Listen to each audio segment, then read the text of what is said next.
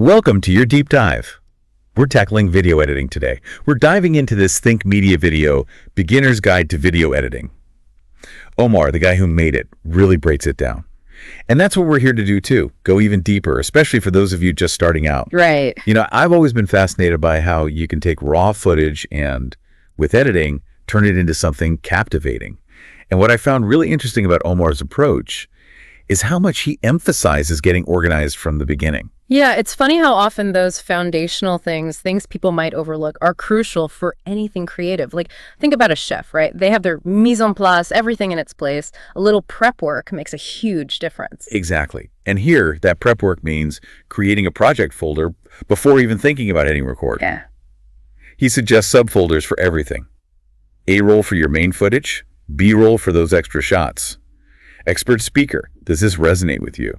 Absolutely. I mean, anyone who's ever looked at a ton of files and just thought, oh no, where's that clip, knows organization is key. If you have a system from the start, it saves so much time. No more freaking out trying to find things, especially when deadlines are approaching. That peace of mind, priceless. And speaking of less stress, Omar talks about storage space, a big one for video editors. Those large files can really fill up your computer. He loves external SSDs. Specifically, he recommends the Samsung T7.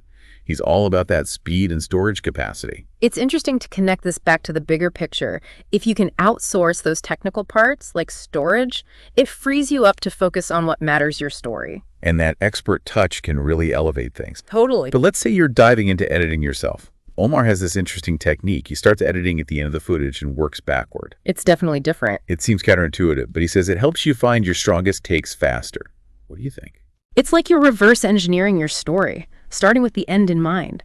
Makes you think about your cuts differently and might even help you find those hidden gems in the footage. And speaking of editing techniques, Omar really stresses knowing those basic tools inside and out.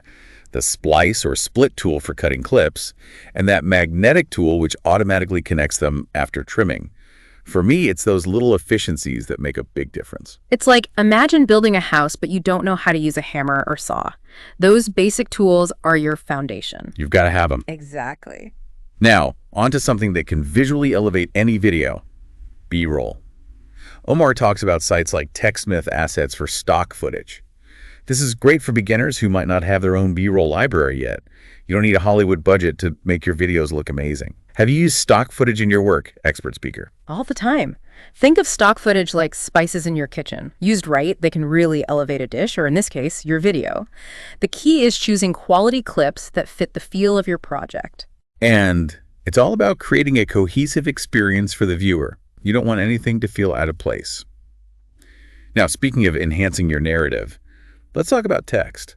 You know, text, it's not just words on a screen, right? It can be used for so much engagement, emphasis, even pacing. It's like when you see a movie title on screen. It's not just information. It sets the mood. Oh, that's a great point. I never thought about it like that. Yeah. And Omar talks about using text strategically, not just tacking it on at the end. He says on-screen text can actually help people remember information better. Definitely. It's like you're giving them visual cues along with the main content. Exactly. Our brains process visuals and text differently. Right. When you use both together. Way more impact. More memorable. It's like it just sticks with you more. Yeah. But like anything powerful, you got to know how to use it. Right. You don't want to overwhelm people with tons of text. Oh, for sure. Omar suggests thinking of it as a visual accent. Keep it short and sweet. Use fonts that are easy to read. Huge. Readability is key. If people can't read it, it defeats the whole purpose. Exactly. He also talks about using templates and presets in your editing software. Good call. That way, you get a consistent look, and of course, it saves a ton of time. Saves time, and it makes everything look super professional. Which is what we all want. Now, while we're talking about looking professional, Omar brings up rendering. That's after everything's edited, right? Yeah. It's that process of combining everything into the final video file. Exactly. He makes sure to mention that you have to double check those render settings. They need to match your footage's original resolution and frame rate. Yeah. You know, it's like the home stretch of a marathon, right? You don't want to trip and fall right before the finish line. Don't let a bad render ruin all that hard work you put in. So true. So what should we be careful about? One of the biggest mistakes is choosing the wrong resolution. Or the wrong frame rate for where you're sharing your video, Makes sense. because that can make things look blurry or choppy, and that's the last thing you want. No, not at all. So always check the recommended settings. Are you uploading to YouTube, Vimeo, social media? It all makes a difference. And then there are those words, codecs, bitrates, always a bit intimidating, at least for me. Right. What are they exactly, and why should we even care? Good question. So basically, a codec, it determines how your video is compressed, Okay. which impacts the file size and how good the quality is. Right. Think of it like packing a suitcase. Okay, I like that. You can fold everything neatly, right? Yeah. Or just shove it all in. Right. I've definitely done both. Exactly. So higher bitrate means better quality, You got it. but bigger file size. Right. So it's all about finding that balance, that sweet spot. Finding that balance seems tricky. It really can feel overwhelming sometimes. It can. But that's where having someone who really knows the technical stuff can be such a game changer. Like having that tech-savvy friend you can always call. Exactly. They can just take care of it. No stress for you. Okay, let's shift gears a little bit here. We've talked a lot about the more technical side of editing. But what about the creative part? Omar talks about Camtasia as a good software to start with, but he really stresses finding what works for you. 100%. Because it's like finding the right musical instrument. Right. What works for a guitarist might not work for a pianist. Yeah, you need to find the one that speaks to you. Exactly. So how do you do that? I mean, especially if you're just starting out, how do you even know where to begin to find the right software? It's about finding that balance between what the software can do, how easy it is to use, and of course the price.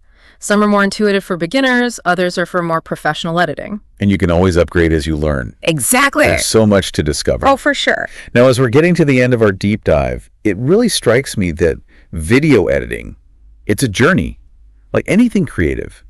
It's like Omar gives us the map, but we get to choose how we explore. Right. And the best part is you don't have to do it alone. There's a whole community out there. Other video editors sharing tips, tricks, getting inspired by each other. And then there are services, right? Like if you ever need that extra help, that expert touch, those exist too. Having that support makes such a difference, especially when you're starting out or if you're working on something tricky. It's about knowing your strengths, but also knowing when to ask for help. It's all about collaboration, really. That mix of your own creativity with someone else's expertise. So well said. So, expert speaker, as we wrap up here, any final words of wisdom for our listeners who are feeling inspired to jump into video editing? Just remember, every expert was once a beginner. Don't be afraid to just try things out, make mistakes even. That's how you learn. Embrace those aha moments. Celebrate the little wins, and most importantly, have fun with it. Beautifully said. And there you have it, your deep dive into video editing. From the very first steps of getting organized to all the creative possibilities.